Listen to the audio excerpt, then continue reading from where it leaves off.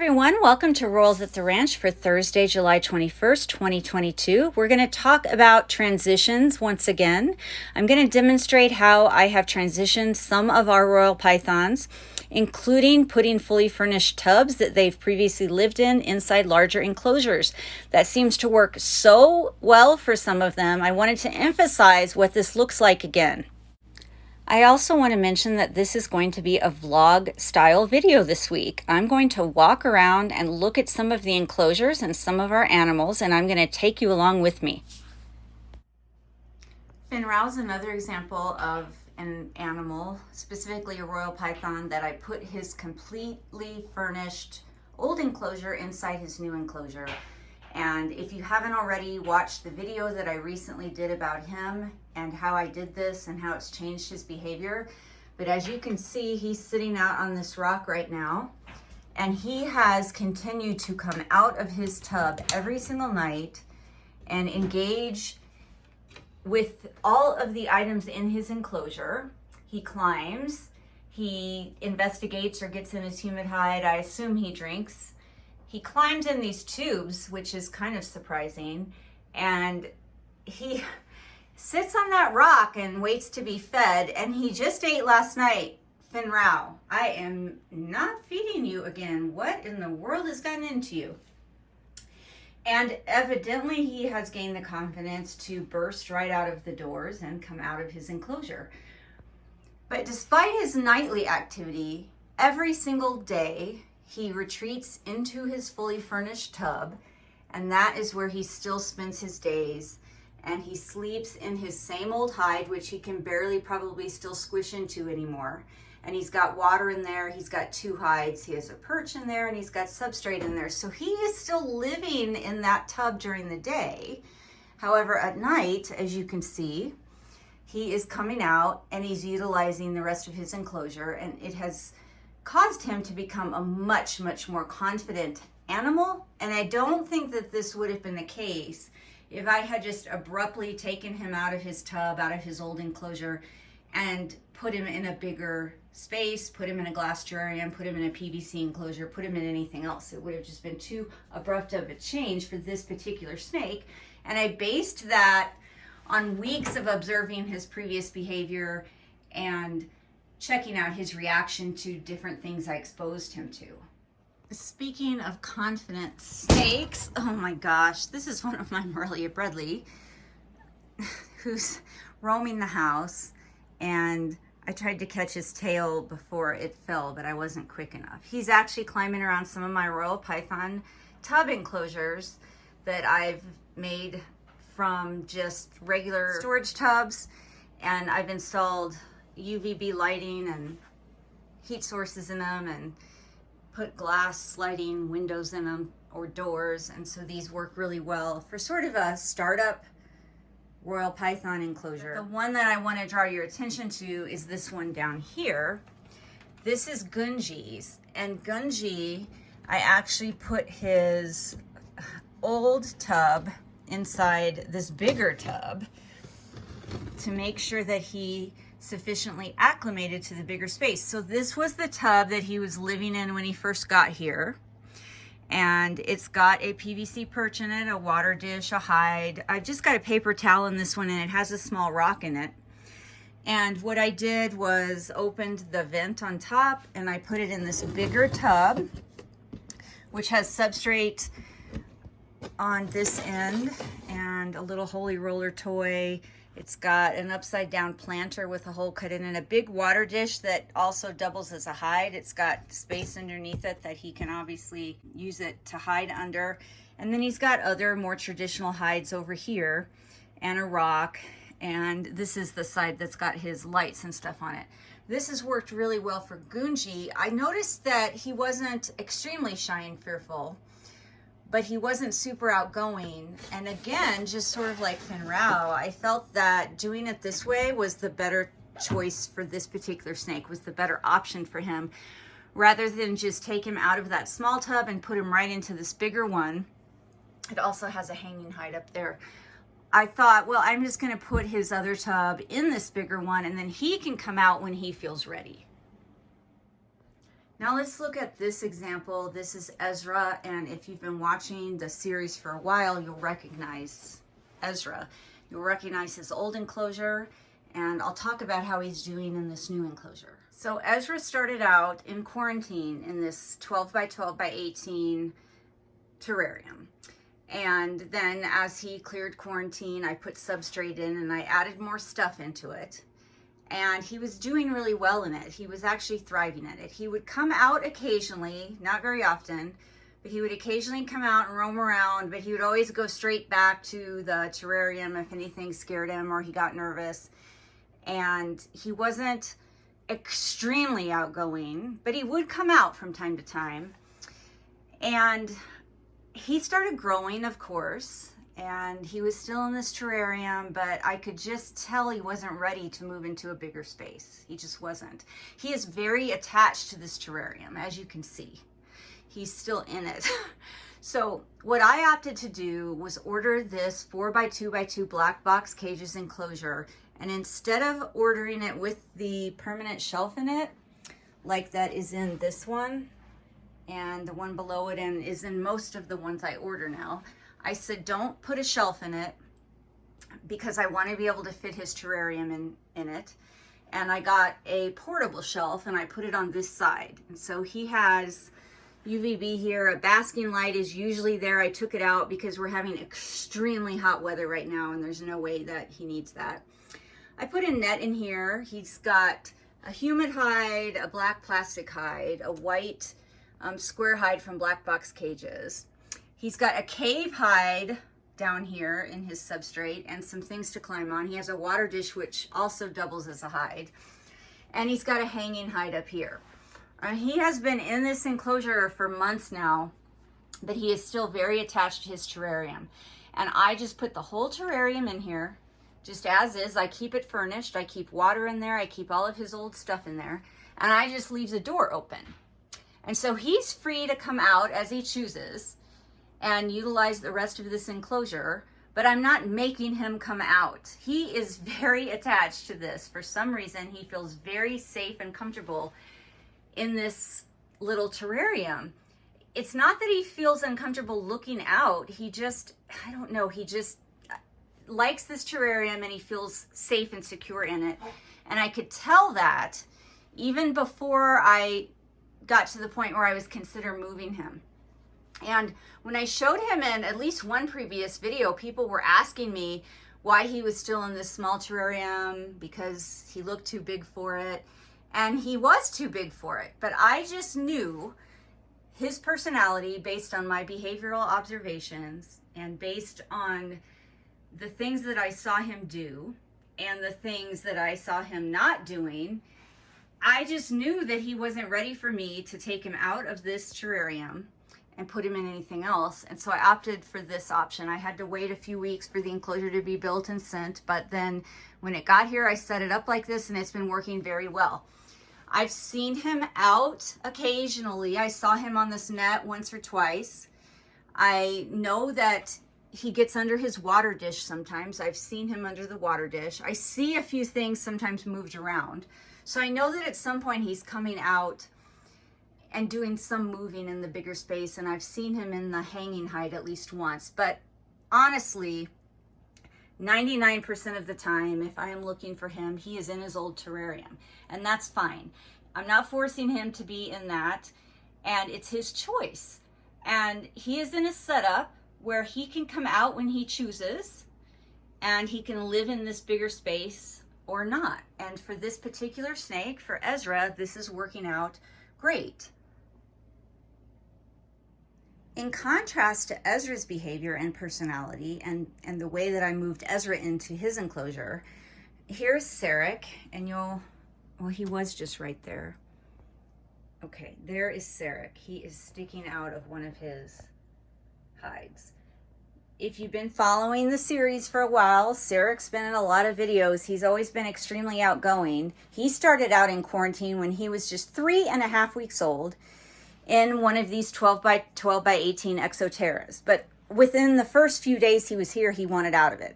I was opening the door, he was coming out, he was crawling around on the floor. And then he was already using an exercise tent like within a week of being here. And he would just explore all over. And he got to the point where I would put him back in his terrarium and he would try to come right back out. And he spent several nights in a row in the exercise tent without going back to his terrarium at all. And so I moved him fairly quickly into this black box cages 4x2x2 enclosure. And I didn't bother putting his old terrarium in it. There was really no need because he clearly didn't care about his old terrarium. He wanted out of it all the time anyway. And he was exploring novel environments on his own by choice. So I knew that moving him into this enclosure was not going to faze him. And it hasn't. And as you can see, I have it set up with lots and lots of options for him. He's got so many different kinds of hides and textures and different things to interact with, and he pretty much uses it all. Hi, Serek. You guys all ate last night, so I don't know why you're thinking I'm going to feed you again tonight. One of the interesting behavioral changes that I saw with Serek after moving him into this, though, is that he quit wanting to come out so much. He used to always want to come out of that other terrarium. And then even when he was in the exercise tent using it, if I would unzip it, he would be out and he would cruise around the room and investigate things. But since moving him into this 4x2x2 with all of this environmental complexity, he doesn't really want to come out too much anymore. And so I will be interested to see if that remains the case as he grows into this enclosure. Meaning right now, his small size in comparison to the cubic space in this enclosure is very disparate. Like, he is very tiny compared to the space he has available to utilize in this enclosure. And I'm wondering, as he grows and gets bigger and the disparity between his size and the space he has available gets smaller, if he will start to want to come out more and be in the bigger room again. So that's something that I'll definitely be keeping you up to date on. This is Feather. She is another example of a royal python that I moved from her quarantine terrarium directly into a 4x2x2 black box cages enclosure with no tub transition and without putting her old terrarium in this one. And that was again because she showed an outgoing nature and she showed curiosity and was coming out of her quarantine tub on her own. She was in a quarantine tub, but it was one of these with the glass sliding doors on the front. So when I got these three cages at the same time, I decided there was really no need to transition her by putting her quarantine tub in this enclosure, that I could just put her in it with all her stuff. Some of these things like this bridge and some of these plants and the rock cave that's way in the back, those were in her old tub. And I just put her in here with all of her old stuff, and then I added new stuff. I made sure that there was just a lot of environmental complexity in here for her, just like with Serek, and it hasn't fazed her a bit. And now this particular snake wasn't as outgoing as Serek. She wasn't asking to come out as much as he was, but she wasn't as reserved as Ezra. She wasn't really attached to her tub. She would come out and explore around, and then I would put her back eventually, and she seemed content in there, but she would always want to come out again. And so with her, she doesn't really behave any differently in this enclosure than she did in her old one. Whereas Serek constantly wanted out of his old enclosure, and since moving him into these enclosures, he's active and visible, and I see him every day, but he just doesn't ask to come out. And Feather just pretty much behaves the same. She only asked to come out occasionally before, but she would be active and visible in her tub, and that's exactly how she is in this larger enclosure. She's visible, she's active, I see her utilizing it and doing stuff, and then she occasionally asks to come out by coming to her door. The concept of transitions is super important, especially with a species that can tend to be on the shy side and can tend to acquire some generalized fear and get startled easily. and I really don't want to traumatize them, especially when I feel like things are moving forward in a positive direction as far as their training and behavior and confidence level. So I observe them from the time they get here through their quarantine period. I observe how they're behaving in their quarantine enclosure. Actually, I observe how they're behaving just from the time I unbox them, how they behave in the car, in the transport container, how they behave in quarantine, how they behave in their baby enclosure, how they behave during training, and during all of the things that I'm doing with them. And then I let that behavior help guide me as to not only what type of enclosure that I'm going to transition them into, but how I'm going to accomplish that transition. Am I just going to put them into the new enclosure? Or am I going to make a gradual transition by putting the old enclosure into the new one, or by letting them use the new enclosure as an exercise space periodically, but still having them live in their old enclosure? It just depends on the individual temperament and personality of each snake and the observations that I've made. And then I just make a decision as to what I think is best for them. And usually it works out. Not only am I deciding how am I going to transition the snake to their new enclosure, but what is that new enclosure going to look like? Is it going to be another tub style? Is it going to be a PVC enclosure? Is it going to be a glass enclosure? What size is that going to be? And how do I think is the best way to set it up for the particular snake that's going into it? All of those things are considerations that I take into account before I move one. If you get a royal python that's coming to you as a subadult or an adult, you might be able to duplicate the enclosure they were in before, and that's what I've done here. This snake is Vanth, and he is 3 or 4 years old. He was in a 4x2x12 enclosure at his old home, and this is a 4x2x18, so I was literally able to set it up pretty much exactly how they had it at his old home. He had a hide on either end, and he had a water dish.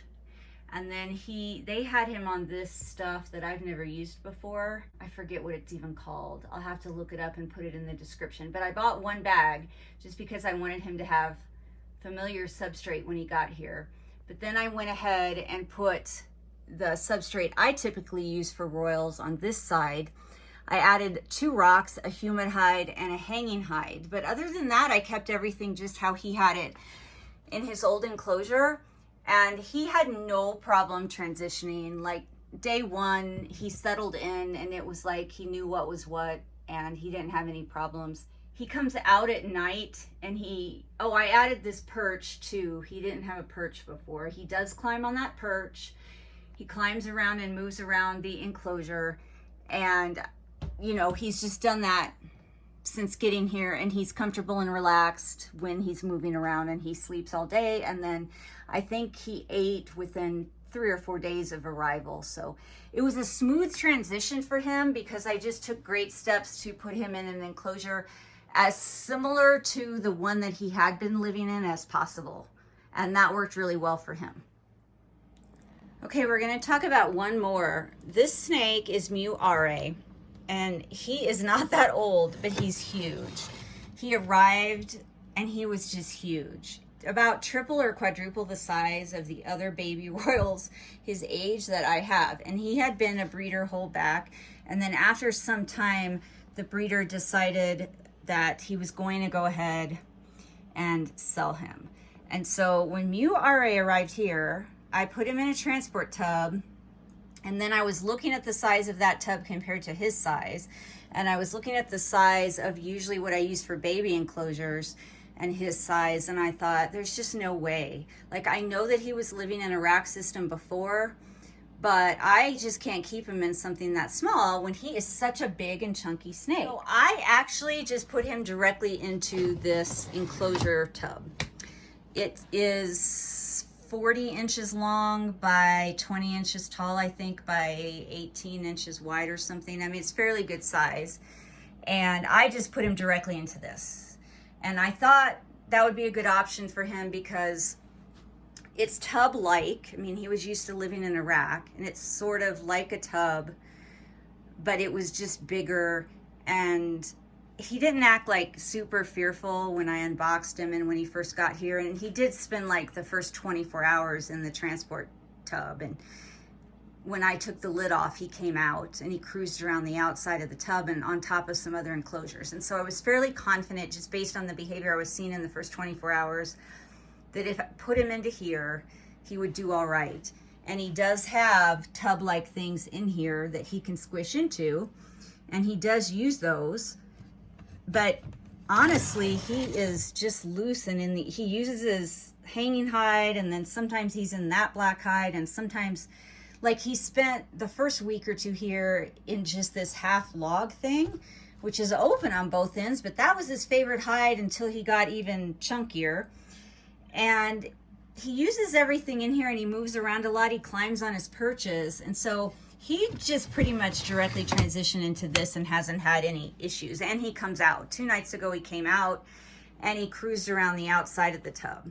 So I made that judgment call, and that's a little bit different than what I usually do, but you've just got to base your decisions about enclosure type and when to move them into what sized enclosure, what type of enclosure, and how to make that transition happen based on your gut instincts, based on the behavior the animal is showing you, and based on the animal's previous living history if you have it.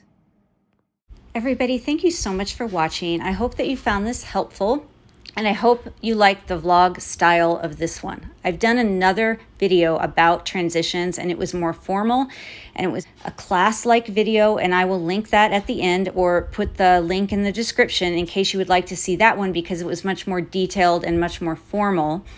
I thought that perhaps if I just walked around and showed you some of the animals and some of the enclosures, that this would be helpful as well, because I think making sure that the snakes have a smooth transition, free of fear, anxiety, and distress is very, very important to optimize their welfare.